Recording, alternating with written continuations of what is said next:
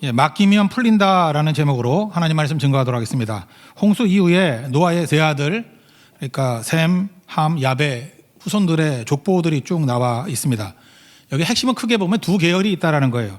하나님 예배하는 계열이 있고 또 하나님을 대적하는 계열이 있다. 하나님 예배하는 계열은 11장에 주로 집중적으로 나오는데 셈 후손들입니다. 셈 후손들은 하나님을 예배하는 계열. 그리고 하나님을 대적하는 계열은 함 족속입니다. 함 족속의 계열들이 하나님을 대적했다라는 것입니다. 그래서 특별히 10장에서는 이 함에 초점을 맞춰가지고 함 족속이 얼마나 뛰어난 사람들인지 모른다. 그런데 그들이 하나님을 대적하더라. 뭐 이런 것들에 대한 단서들을 제공하고 있습니다.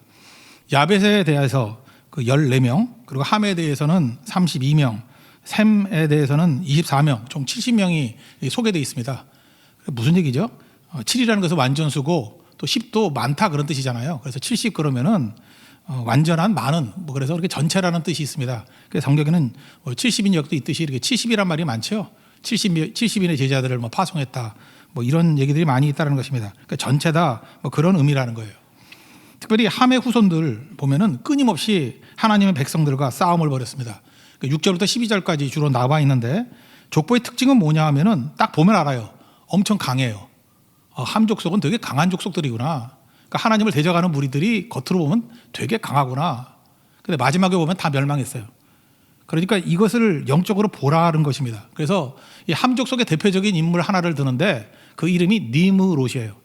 이게 고대 사회에서는 아마 대단한 사람이었던 것 같아요. 그래서 힘세고 뭐 뛰어나고 그러면은 또 니므롯 같다. 그러면 최고의 찬사가 될 정도로 워리어라 그랬어요. 용사, 장군. 거기다가 힘 있는 뛰어난 마이티 워리어. 그게 니므롯이었다는 것입니다. 니므롯이 힘이 세니까 어떤 일이 벌어지죠? 자기를 중심으로 해서 사람들을 모으죠. 힘이 있으면 어떻게 돼요? 나를 중심으로 사람들을 모으려고 하는 그런 경향이 있지 않습니까? 그게 니므롯이었다는 거예요. 나중에 그가 그 바벨에서 나중에 바벨탑을 쌓게 되는 어떤 근거를 마련하는 그런 정신적인 후원자가 되기도 했다. 뭐 이런 단서들을 보여주기 시작합니다. 이거 한번 읽어보죠. 8절부터 12절까지 니므롯에 관한 얘기를 한번 읽어보겠습니다. 시작. 구스가 또 니므롯을 낳았으니 그는 세상의 첫 용사라. 그가 여호와 앞에서 용감한 사냥꾼이 되었으므로 속담에 이르기를 아몬은 여호와 앞에 니므롯같이 용감한 사냥꾼이로다 하더라. 그의 나라는 시날 땅의 바벨과 에렉과 악각과 갈레에서 시작되었더라. 또 그가 그 땅에서 아수르로 나아가 니느웨와 르호보딜과 갈라와 및 니느웨와 갈라 사이에 레센을 건설하였으니 이는 큰 성읍이라. 큰 성읍이라. 큰 도시를 만들었다. 그리고 여기 보면 좀 오해가 될 게 있는데 9절에 그가 여호와 앞에서 용감한 사냥꾼. 그런데 70인역 있죠. 이렇게 히브리어를 헬라어로 번역한 구약 성경. 그걸 70인역 그러는데 거기에 보면 뭐라고 되어 있느냐면 하나님을 대적하여 이렇게 되어 있다라는 거예요. 그게 맞다고 생각을 합니다. 하나님을 대적하는 니므롯. 겉으로 볼 땐 이렇게 엄청난 능력이 있게 되었다. 이런 얘기입니다. 또 하나님 대적하는 이 함족에 해당되는 사람들이 누구냐? 성경의 도처에 나오는 사람들이 뿌리를 알 수 있다라는 거예요. 먼저 함의 아들 미스라임의 후손 중에 13절 이하 보니까 블레셋이 나오죠. 블레셋. 이게 함족이고 또 함의 아들 중에 가나안 족속들이 다 함족이라는 거예요. 그리고 뒤에 보면은 뭐 구스, 니느웨, 가나안 족속들, 소돔과 고모라 이런 사람들이 다 해족속이다. 해족속의 어떤 그 이름들, 뿌리들을 알 수 있다는 것입니다. 이것도 한번 읽어볼까요? 15절부터 18절까지 읽겠습니다. 시작. 가나안은 장자, 시돈과 헷을 낳고 또 여부수 족속과 아모리 족속과 기르가스 족속과 히비 족속과 알가 족속과 신 족속과 아르와 족속과 스말 족속과 하마 족속을 낳았더니 이후로 가나안 족속이 흩어져 나아갔더라. 이게 무슨 얘기입니까? 하나님 대적하는 무리들 뿌리를 보면 다 함족속이라는 이 영적인 이 카테고리 안에 다 포함되어 있더라. 근데 우리 겉으로 보면 구스, 이디오피아 아니에요. 강력한 나라. 니느웨, 아수르의 수도 아니었습니까? 최고. 그죠? 가나안 족속들 얼마나 센 사람도 많았어요. 거인 족속들. 소돔과 고모라 얼마나 잘 나가는 곳이었습니까? 근데 이게 다 뭐예요? 함의 후손들이고 함에 속한 자들이었다라는 것입니다. 겉으로 볼 때는 강력해 보이지만 결국은 하나님을 대적했기 때문에 다 망하는 족속들이었다. 이게 우리 인사이트예요. 그러므로 아무리 겉으로 볼 때 강하다 할지라도 하나님 대적하면 망한다. 예배하는 자만이 살아남을 수 있다. 우리에게 주는 메시지는 뭐예요? 하나님 섬기고 예배하는 자가 돼야 된다. 그걸 우리에게 보여주고 있다라는 것입니다.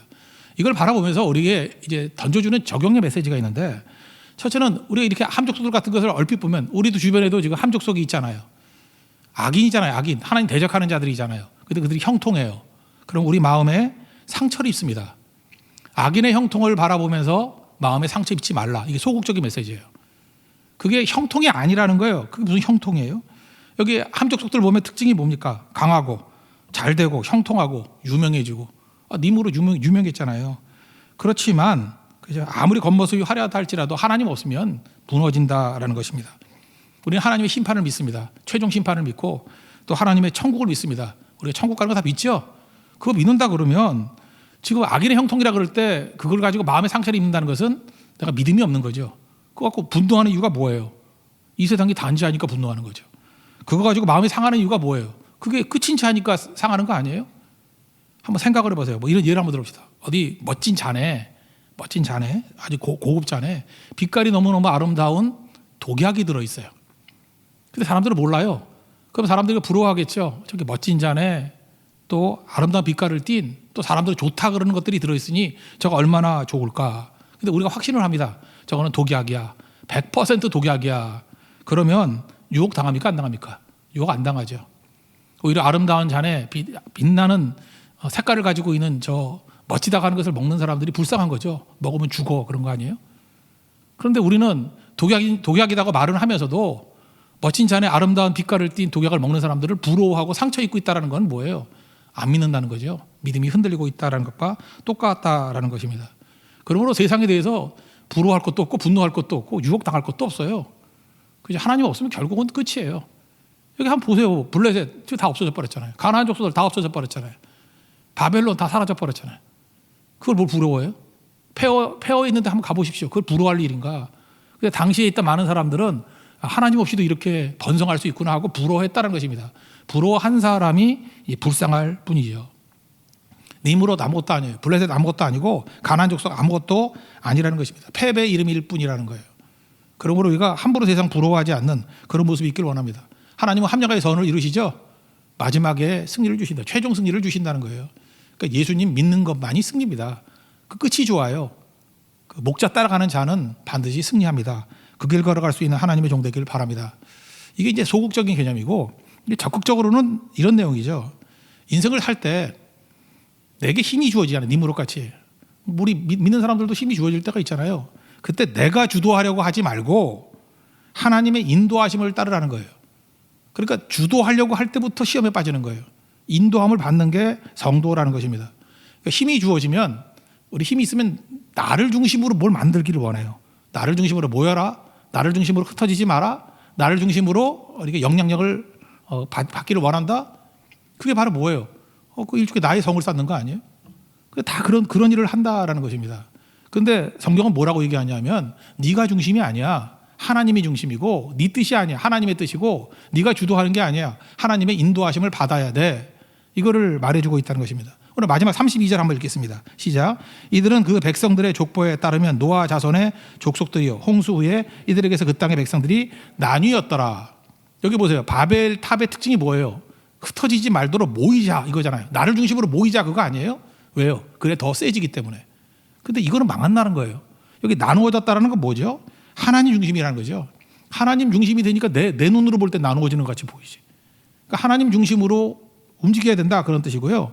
나누어졌다는 건 무슨 얘기입니까? 나를 중심으로 생각하면 내게 유익이 되는 사람, 손해를 주는 사람 이렇게 나누어지게 되지만 나누어졌다는 건 뭐예요?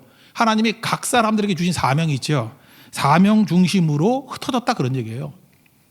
그러니까 우리가 어떤 사람을 바라볼 때 하나님이 그에게 주신 사명으로 바라봐야 되고 하나님 중심으로 바라봐야 돼요. 그러면 흩어지게 돼 있죠. 나 중심으로 사람을 모을 이유가 없잖아요. 또 하나는 뭐겠어요? 내 뜻이 아니라 하나님 뜻대로 한다 그러면 내가 아무리 좋은 가치 있기를 원하는 사람이라 할지라도 하나님의 뜻이 그게 아니라 그러면 보낼 수 있어야 돼요.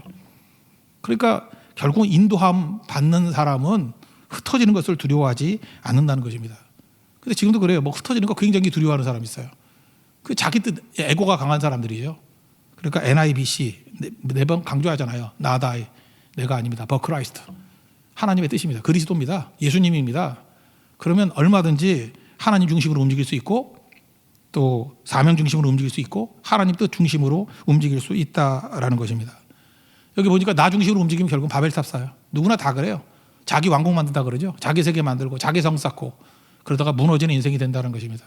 그래서 오늘 이 말씀을 통해서 꼭 깨달아야 될 게 뭐냐면 언제나 하나님의 뜻이에요. 하나님 중심. 그리고 하나님의 인도하심을 받는 모습이 있어야 된다라는 것입니다. 우리 성경을 보면 깨어있으라 그러죠. 그 깨어있으라는 건 뭐예요? 주로 이제 기도하라 그런 뜻인데 뭐에 깨어있는 거예요? 하나님의 뜻을 잊지 않고 살아가는 인생이 되라 그런 뜻이죠. 여러분 기도하는 인생과 기도하지 않은 인생의 특징이 뭐냐면 기도하면요 하나님의 뜻 중심으로 자꾸 움직이게 돼 있어요. 하나님의 뜻을 받아들이게 돼 있다고. 근데 기도 없이 막 설쳐대고 열심을 내잖아요. 그러면은 하나님의 뜻하고 관계없이 그 열심이 내 뜻하고 결합을 해요. 그래서 내 왕국을 세우고 결국은 자기만의 여러 바벨탑을 쌓다가 무너지는 인생이 된다라는 것입니다. 여러분 운전할 때 제일 위험한 운전이 뭐예요? 졸음운전이죠. 깨어있지 않은 운전. 그 열심을 내면 낼수록 대형 사고 나잖아요.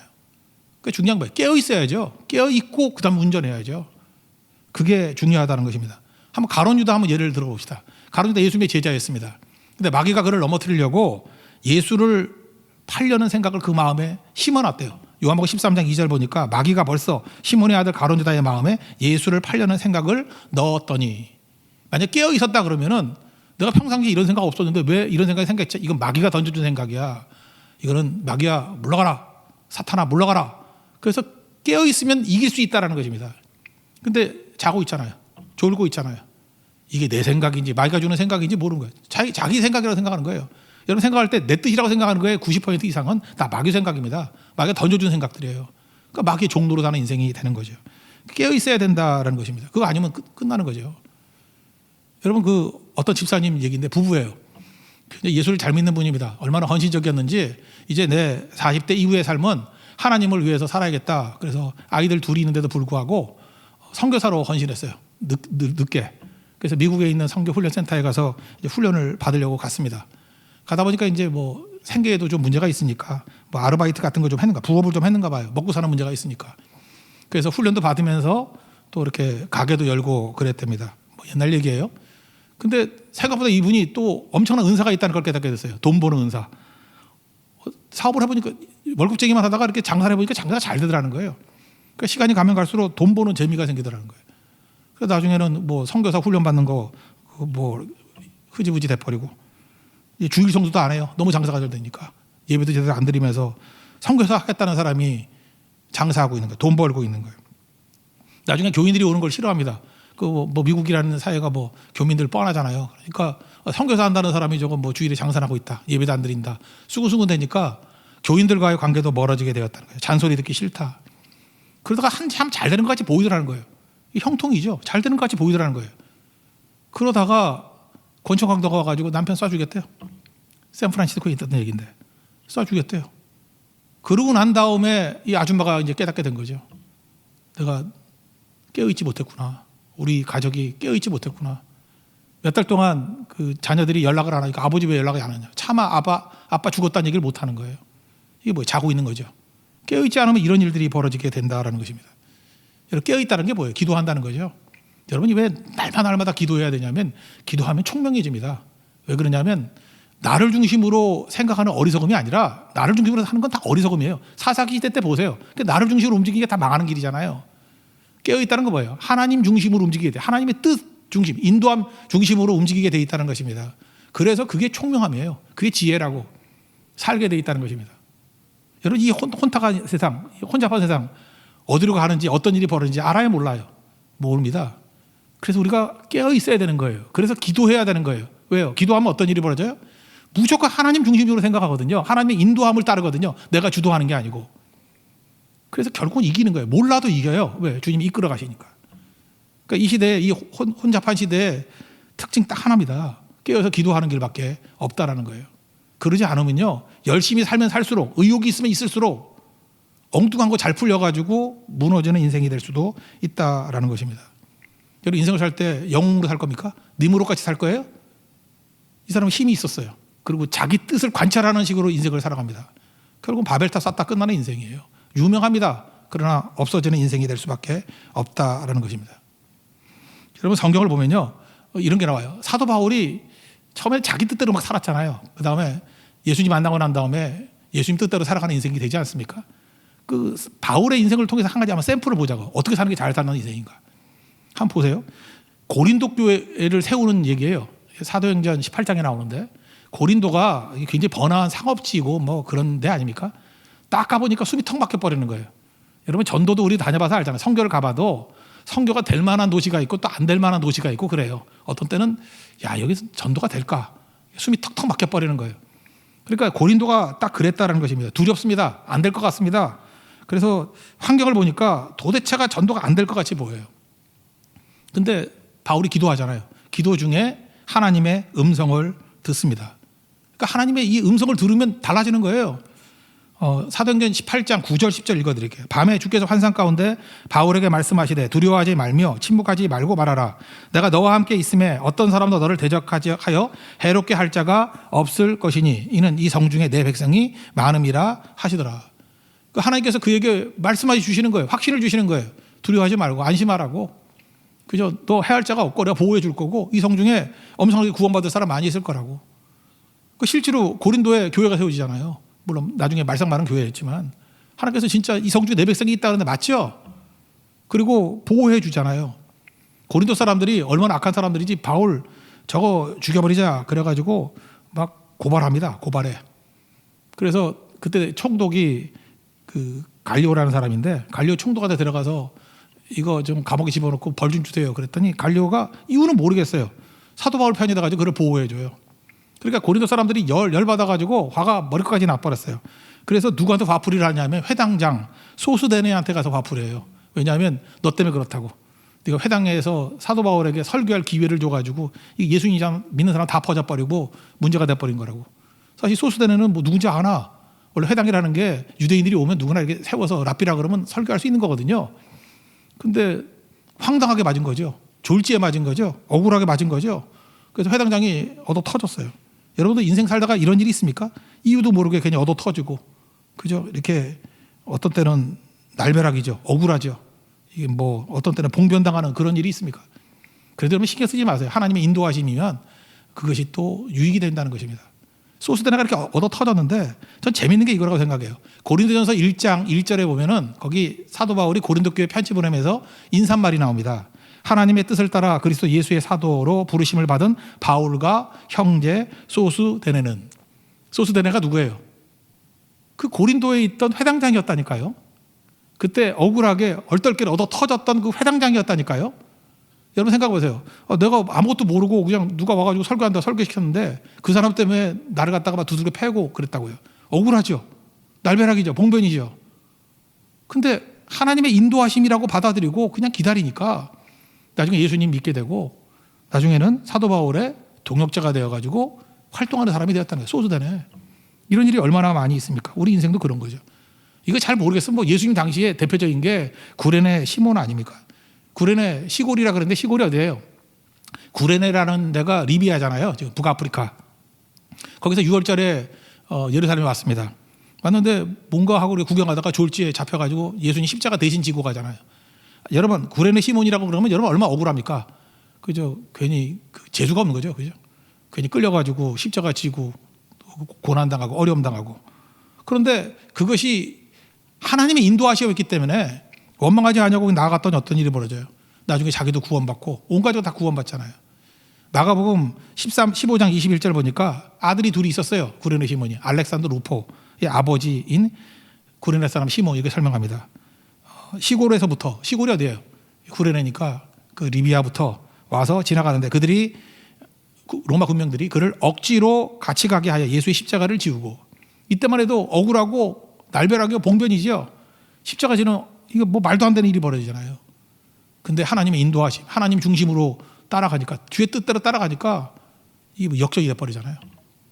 나중에 로마서 16장 마지막 절인가요? 13절에 보니까 그 인사하는 얘기가 나와요. 사도 바울에 주 안에서 택하심을 받은 루포가 구레네 시몬의 둘째 아들이거든요. 그의 어머니에게 문안하라. 그의 어머니는 곧 내 어머니이라. 그의 어머니가 누구예요? 그 구레네 시몬의 아내죠. 구레네 시몬의 아내가 사도 바울의 영적 어머니가 되고 그 다음에 그의 아들 루포는 동역자가 되고 그런 놀라운 일들이 벌어지게 되더라는 것입니다. 그러니까 우리 인생 살아가면서 아까도 얘기했죠. 악인의 형통, 뭐 상처를 입고 어떤 때는 내가 이렇게 예수 잘 믿는데도 불구하고 왜 할 수 없는 고난을 당하나. 그 주님의 인도하심이라고 믿고 나가면요. 다 지나놓고 보면은 그 봉변이, 그 날벼락이, 그 말도 안 되는 일들이 다 합력하게 선으로 이룬다니까요.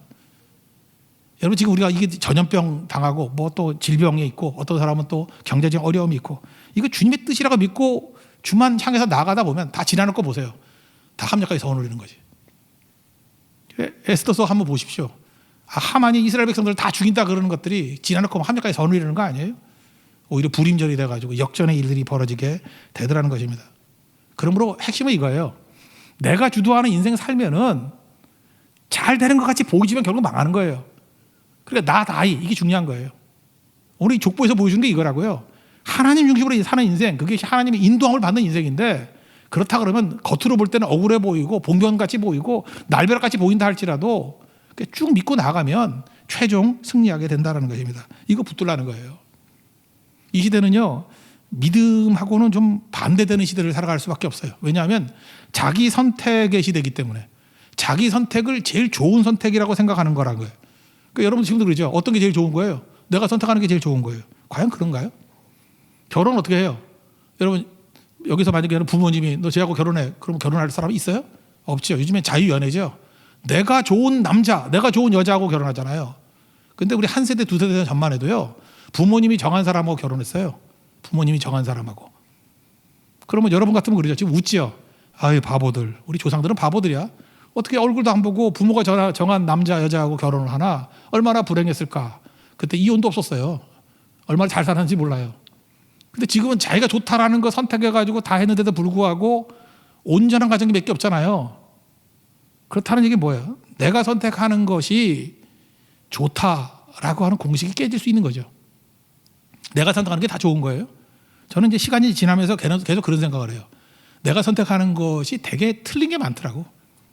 그래서 일단은 뭐 하나님의 선택을 따르는 거, 뭐 그건 이제 훈련이 돼 있겠지만, 또 중요한 거는 웬만한 것들도요, 다른 전문가들, 좀 잘하는 사람들의 선택을 따르는 게 훨씬 좋더라고. 저희 집에 15년 동안 봤던 그 텔레비전이 있습니다. 15년 동안 갈질 하나 가지고 텔레비전이 수명이 다 있어요. 근데 텔레비전에 뭐가 있는지 내가 아나. 그럴 때 제가 아무리 가서 고르려고 해도 못 고르겠더라고. 그래서 모든 검색의 왕, 모든 구매의 왕, 우리 황은우 목사님 계시지 않습니까? 그래서 황은우 목사님한테 TV를 좀 하라 그랬더니, 내가 뭐 말하기도 전에 뭐 몇 인치가 필요한지까지 설명을 다 해줘요. 그죠? 우리 집 텔레비전 엄청 커요. 82인치야.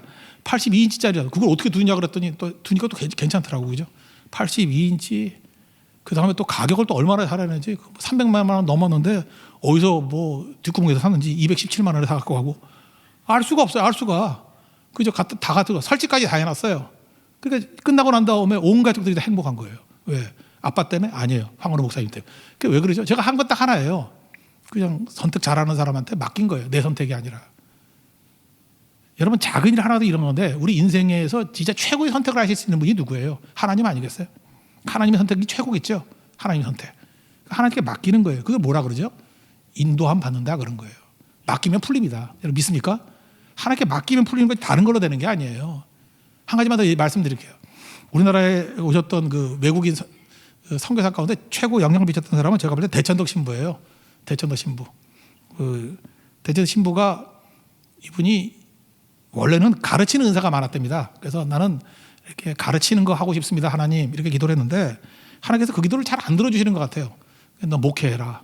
지금도 그런 분들이 있는 것 같아요. 가르치는 걸 좋아하는데 목회 현장에 가 있는 분들도 있어요. 그러니까 이분도 되게 자기 뜻이 강하니까 기도를 할 때 계속 하나님께 간구하는 거예요. 하나님, 가르치는 길로 이끌어 달라니까요. 잠깐만, 이렇게 목회 길 말고. 근데도 불구하고 하나님께서 길을 열어주시지 않더라는 거예요. 그러니까 하다 안 되니까 이분이 기도가 바뀌었어요. 하나님, 내 뜻대로 안 하겠습니다. 그래, 하나님 뜻대로 하십시오. 그래, 하나님의 뜻이 목회라 그러면 목회하겠습니다. 그런데 이거 평생 해야 되니까 나 너무 힘들거든요. 목회가 재밌게 해주세요. 그렇게 얘기했다는 거예요. 재밌게 해주세요. 그랬더니 하나님께서 진짜 감동을 주셔가지고 그다음부터 목회가 재밌더래요. 그리고 그렇게 기도하는 그 순간에 하나님이 자기를 보고 이렇게 웃고 있는 것 같이 보이더래요. 아, 귀여운 놈. 그러고 이제까지 너무 자기 뜻, 자기 고집으로 살았죠. 근데 그게 꺾이는 거예요. 하나님의 뜻이 목회라 그러면 목회 길로 가겠습니다. 목회하겠습니다. 근데 그것이 기쁨이 되고 재미있게 해주세요. 하나님 재미도 주시고 길도 열어주시더라는 거예요. 그 다음에 이분이 한국에 와가지고 신학교 학장됐죠. 성교 어디죠? 성공의 신학교 확장됐죠. 그때에 가르치는 일을 하게 된 거죠. 하나님께서 자기 뜻을 내려놓으니까 하나님의 인도하심으로 진짜 이제는 가르치는 일을 하잖아요. 근데 그 다음에 이 대천도 신부가 깨닫게 된 게 또 그거라는 거예요.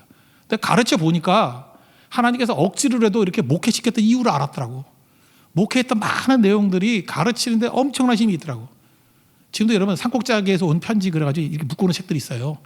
근데 대천도 신부가 했던 강의들이 너무너무 재밌는 거예요. 왜냐하면 어떤 중요한 신학적인 이야기를 얘기하면서 굉장히 많은 뒷받침된 이야기들이 있어요. 어디서 나온 거예요? 목회 현장에서 나온 거예요.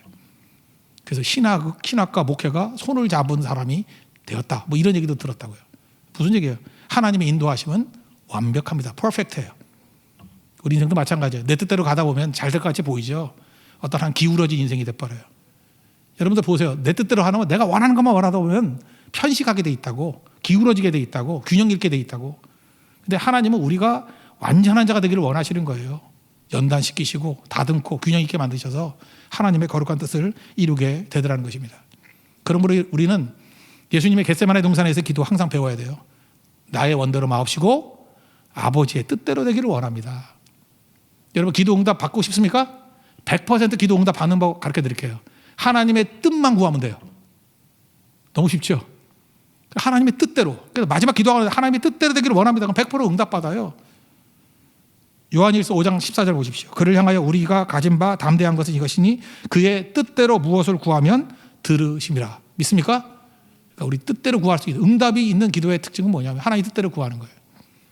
오늘 10장 족보에서 우리에게 보여주는 거, 겉으로 볼 때 자기 뜻대로 살았던 사람들이 함 족속들인데 이제 성경 뒤에 계속 나오는 사람들이에요. 얼마나 강하고 매력 있고 능력 있는지 모른다. 근데 그들은 자기 뜻대로 살았더니 결국 다 망하더라.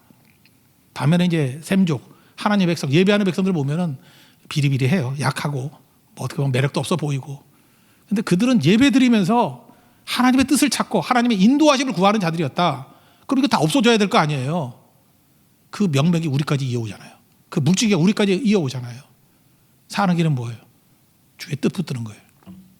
여러분들도 하나님 앞에 모든 것을 맡기면 다 풀리게 되지만 내가 붙들고 내 힘으로 하겠다 그러면 그때부터 엉키게 된다는 거예요. 맡겨서 풀릴 수 있는 믿음의 신실한 종 되기를 축원합니다. 자리에서 일어나겠습니다. 안개 속에서 예수의 길 찬양하겠습니다.